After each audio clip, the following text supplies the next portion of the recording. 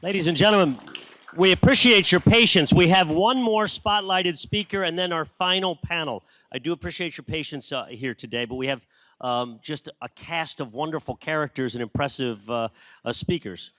Continuing in that vein, I would like you to welcome Scott Strazik. He is the CEO of GE Vernova, and he's going to discuss Pennsylvania investments with former U.S. Senator Rob Portman. Senator, take it away. Great, thank you.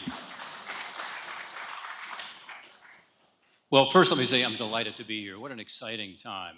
And this summit is truly at that crossroads of AI and energy. And to Dina and Dave and all of you who helped convene this, congratulations. We are delighted to have Scott Strazik here. Scott is the CEO of GE Vernova. You may remember about 15 months ago, they were spun off from GE. In those 15 months, his share value has more than tripled.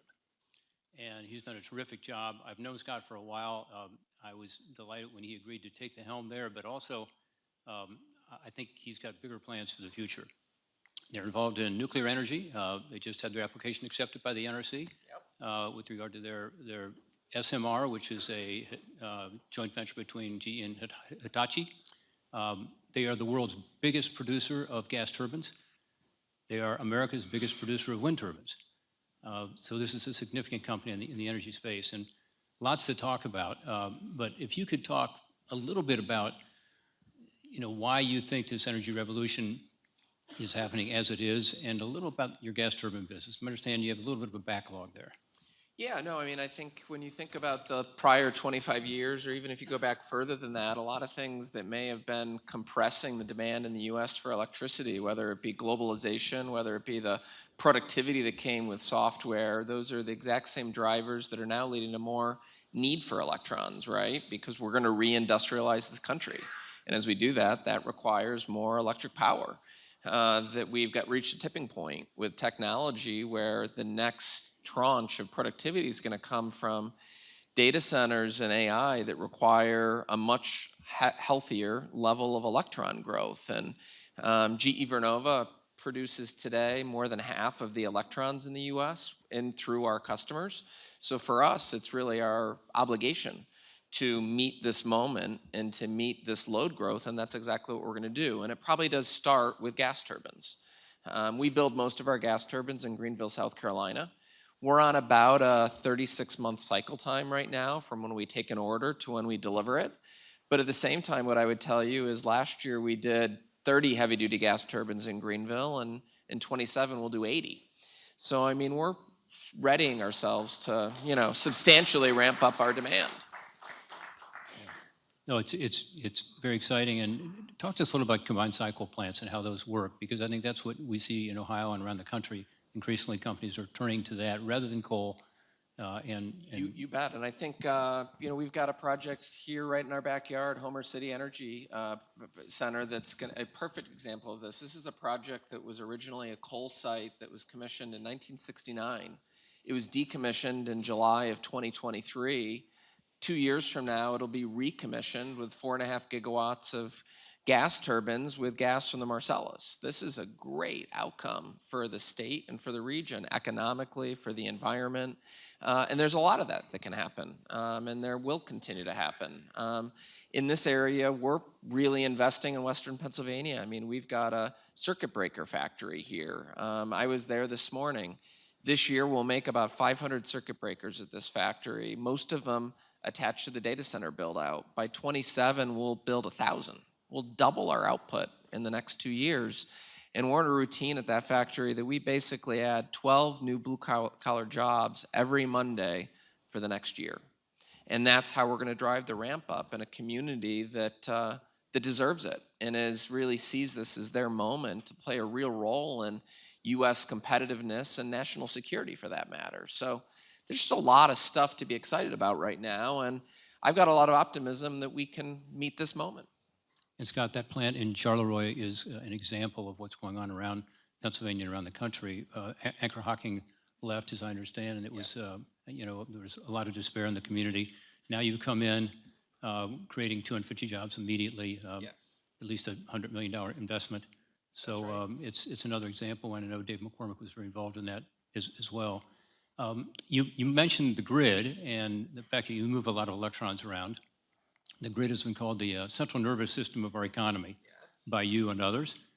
Talk to us a little about the grid and where we are. And are you concerned about the ability for us to meet all these promises we're talking about today with the antiquated grid that we have?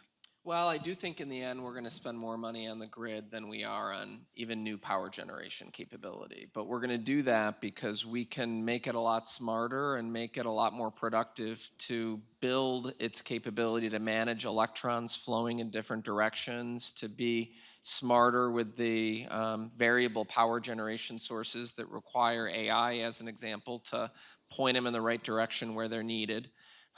We do have a lot of good projects that can be built in this country that, as Secretary Burgum was just saying, need permitting reform to allow us to connect very economical power generation with where it's needed.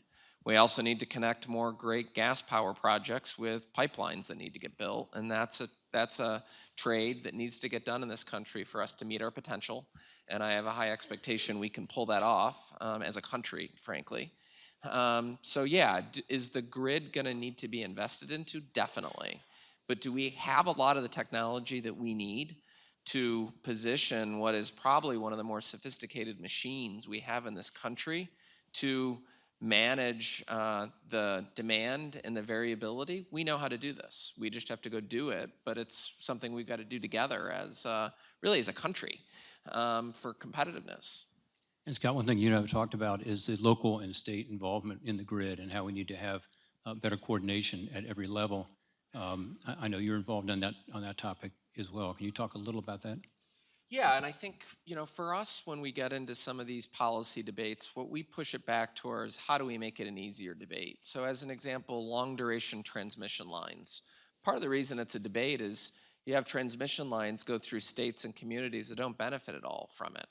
So what we're trying to do with that is take the long duration transmission lines and create what we call TAPs, or off-ramps, that allow states and communities to pull from that long duration transmission line along the way, so we have less dissenters that debate a transmission line that may go through 5 states. And it sounds easy, but it's not so easy, because those electrons that are flowing through, it's like water at a really high pressure.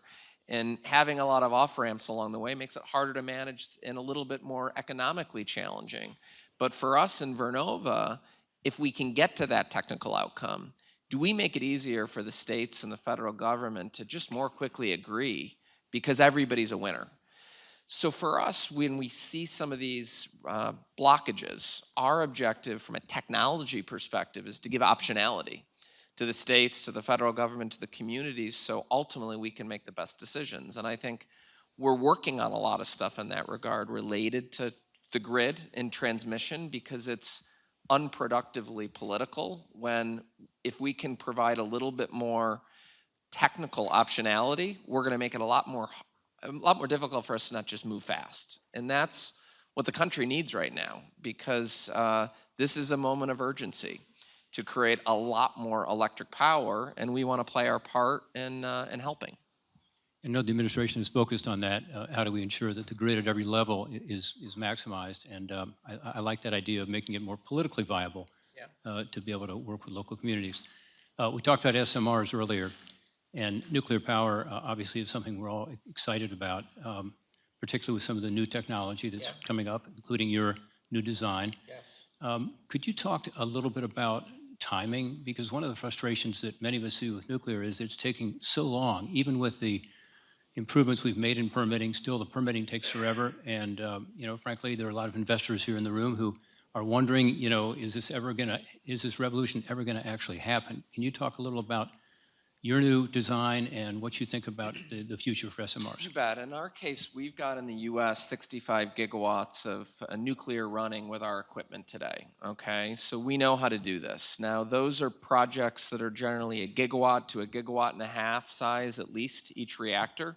And what our small modular reactor represents is a 300 megawatt block of power that we're going to make the same thing many times over.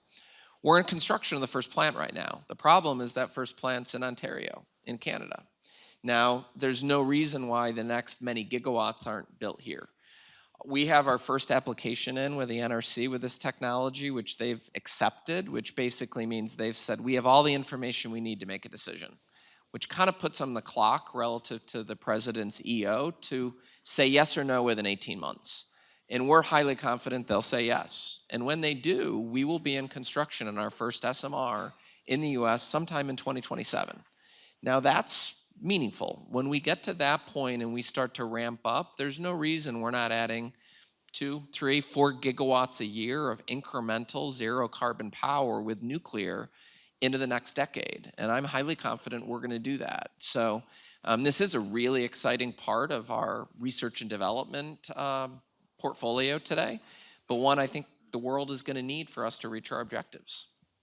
Great. Well, that's very positive to have that timeline and be able to know that it's going to be moving along. In 2027, you begin the construction.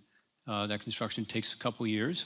Yeah, 3 to 4 years for the first few. So new electrons in the country, let's say 2031. Okay. Permitting reform. We've talked about that a lot today. I've heard from the governor and certainly from Dave McCormick from the federal level. In Ohio, we just passed legislation to try to improve our permitting, particularly as to energy projects. Here in Pennsylvania, I know they're doing that as well. Can you talk about, from your perspective, why permitting reform matters and what you're looking for? Well, I mean, I think in many ways Secretary Burgum framed it up well a few moments ago. I don't stand for trying to take anyone out of the process to have a vote. The problem is each step in the process takes too long. And we just need to be more productive. I mean, each step needs to be governed. And then let's have adult conversations and make decisions with the country's best interests at heart. So I don't think permitting reform is about taking anybody out of the process or having their chance to be part of this incredible democracy.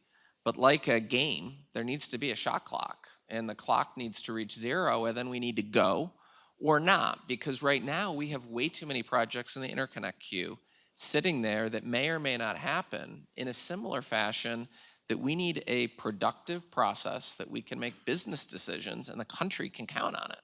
So it's there for the taking. I think it's a very modest adjustment, but one that gives every community a voice, but then a clock, and that we start holding to that clock. And if we do, we can get an incredible amount done in this country and win. Yeah, I think that's very well said. There aren't sacrifices that need to be made. There's just a lot of efficiency in the system that is easy to accomplish. Scott, thank you for your time today and your input. Senator Portman, thank you for having this and doing it with me. Thank you.